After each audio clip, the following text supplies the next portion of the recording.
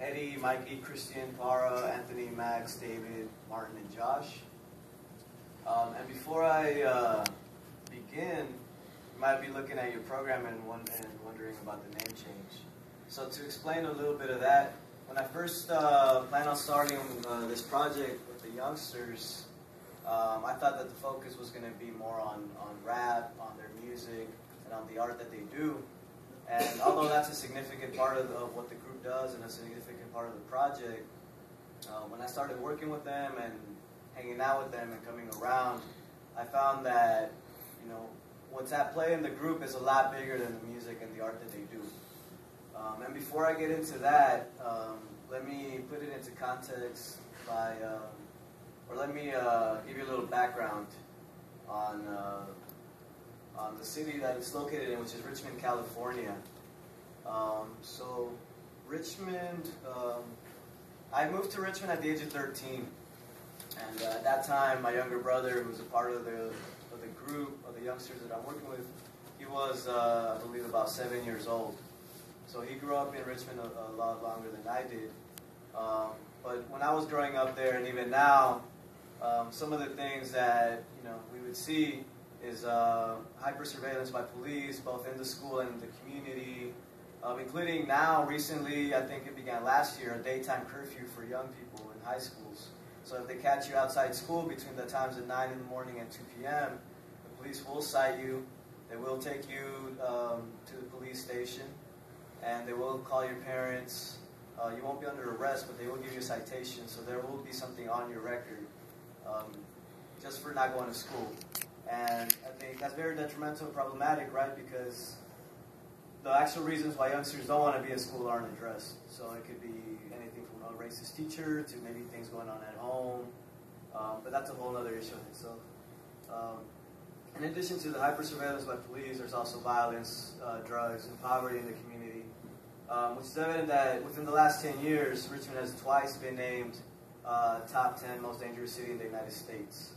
And even though that's based heavily on data, that in itself can be problematic, the fact that it's been a top 10 most dangerous city, as residents of Richmond, it's upsetting that we're portrayed like that. And that's something that the youngsters voiced, and I'll get into that a little later. Just to give you a little more information on Richmond, it's located in the East Bay area of California, about 20 minutes north of Oakland. Population just over 100,000 people.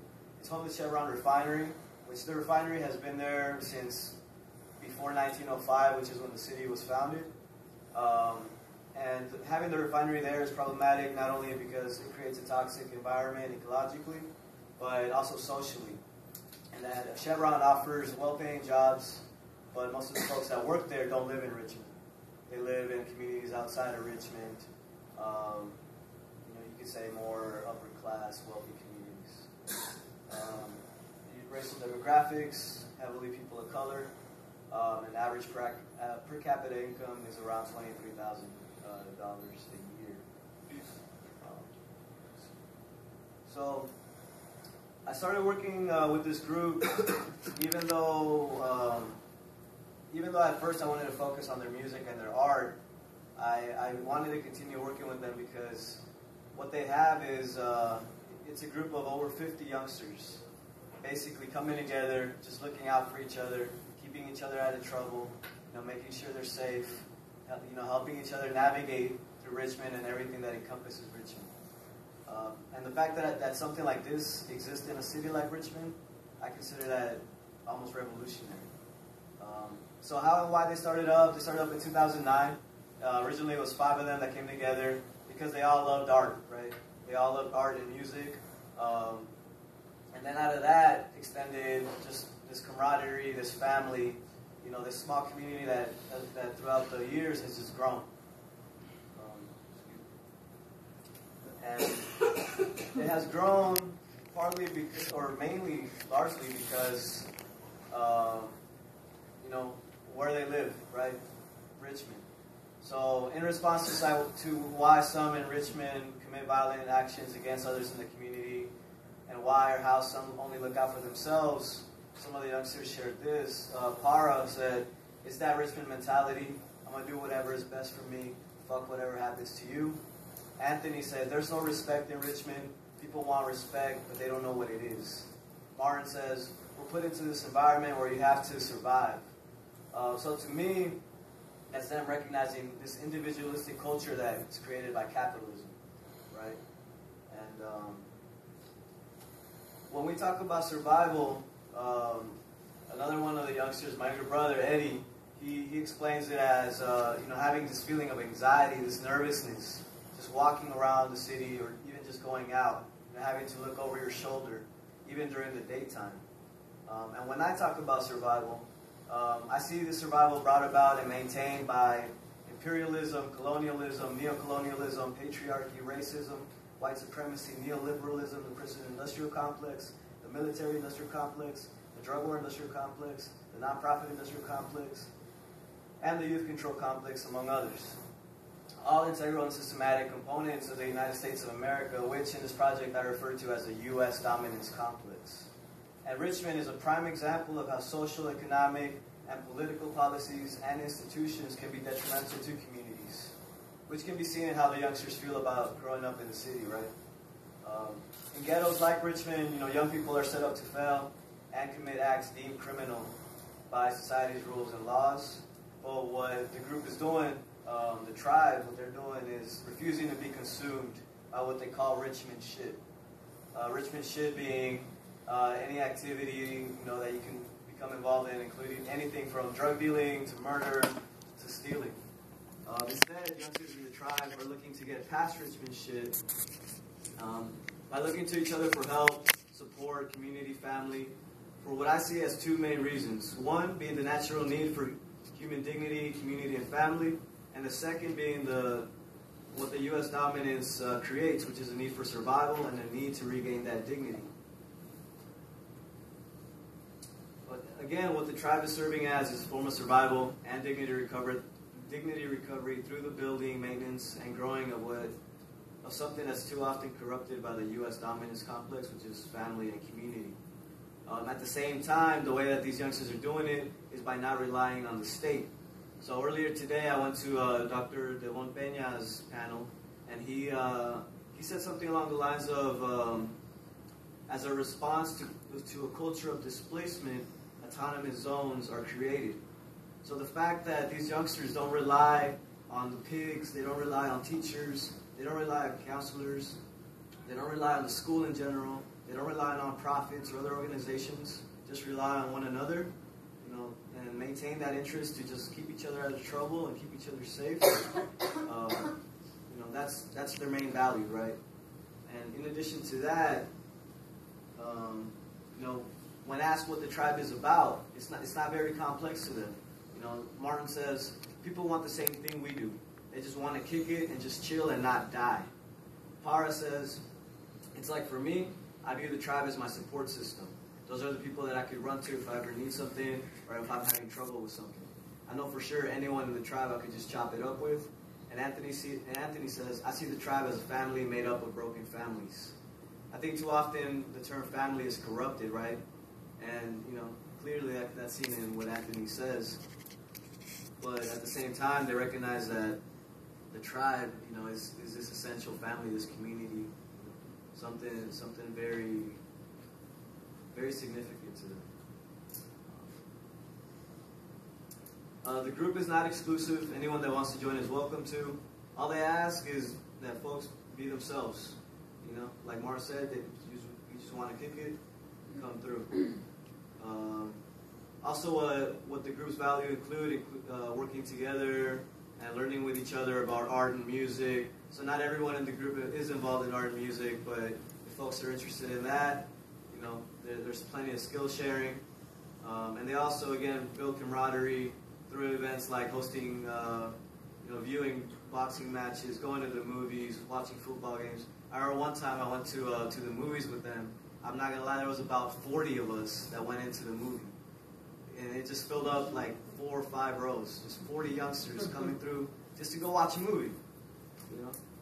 And then at the same time, they also put in work for the community, which I'll talk about more in a little bit. And what I see this group doing is not just hanging out, but developing each other as human beings. You know, again, it goes on not relying on the state, but at the same time, not relying on adults. Just because some of them don't have that adult presence in their lives. And you know, this group is offering protection, but not only physical protection, but also mental and emotional protection from the state. A couple of months ago, one of the youngsters, he was under house arrest for about 3 months. And you know, he was going just crazy, being house arrest for 3 months, not being able to leave the house. But every day, you know, at least 1 or 2 of the youngsters in the crew would come through and just keep him company, just hang out, just talk, you know, just help him get through all this. And that takes me to a little more of what they do. So they have different interests, including sports, art, music, designing and making clothes, and they're all involved in different activities, including some do push drugs, some go to school, some work, some volunteer, some do work in the community, including working on community gardens, hosting art workshops for other youngsters in the community, and painting murals as well. So this is them working on their making sweaters, which I have one here actually. So this is their design. This is the first one they came out with. Now they have different designs, and I wasn't able to bring them, but this is one right here. This is them selling the crew necks at the mall. Actually, they were able to get a table going. Some rappers came through, and then, you know, again, just promoting themselves and just talking to others on what they're about, focusing on making that community even bigger, right? This is one of the murals they're working on. This is another mural at the Richmond Boxing Club. You can see the work they're putting in. So at the same time, some do get caught up in Richmond shit. Like I said, some do push drugs. But as Martin says, the best we could do is try to guide each other. Anthony says, you know, we still got love for them because they're trying to do right. It's like, yeah, we're from Richmond, so of course some of us are going to get caught up in the negativity of Richmond. And we're not going to be like, no, don't hang out with us. Don't do that. Don't hang out with us. We're going to be like, come on, bro, why are you doing that? There's a better way. We'll try to help each other out. I see the tribe as a family made up of broken families. It's like every family has problems, but no family is perfect. It's like some families do see you in a negative way if you see certain things. Some families do talk down on you if you do a certain thing. It's just a family that won't put you down on for anything. And then Para, on others receiving advice from fellow tribe members, says that they might respond like, oh, that's my nigga. Of course I'm going to listen to him. He's just trying to look out for me. Essentially, what I see these youngsters doing is subverting and resisting the U.S. dominance complex, not only through building community and family, but through their art and their rap as well. As Subcomandante Marcos says, in response to media giants controlling, constructing the world in whatever way they want to frame it, he says, we can either be cynical and say nothing can be done, or we can say it's all a lie and ignore it, or we can construct a different way to show the world what's really happening and to show the truth of what happens to people who inhabit this world. That's what I see the tribe doing through their art, through their music, and even through their everyday interactions and their goal as a group to just build family and survive Richmond. So moving forward, the focus of this project is to produce a video testimonial which expresses young people's struggles growing up in Richmond, having a group like the tribe while growing up in Richmond, and also an overall focus on what makes the tribe. The tribe is legitimately looking to create a sense of community, family, and essentially practicing NACCS, the mind concept of you are my other me, or tú eres mi otro yo. Our hope is that as word gets out on the work the tribe is doing, more and more youngsters will make their own change rather than rely on NGOs, nonprofits, schools, or the pigs. We can learn from the tribe to learn of the great importance of building a cohesive community and family, particularly for youth of color who are impacted by detrimental state policies, institutions, systems, and capitalism itself. The tribe is doing something that institutions and movements, including Occupy, the pigs, nonprofit organizations, schools, have a very difficult time doing, and that's the building of true and real family and community that can work to mobilize towards something positive. For the tribe, that's something that's helping each other live a dignified and respectful life through mutual love, respect, and support. What I envision is that love, respect, and support and family being important in bringing about change to communities like Richmond and the world. as there is no stronger power than the power of young people working together and building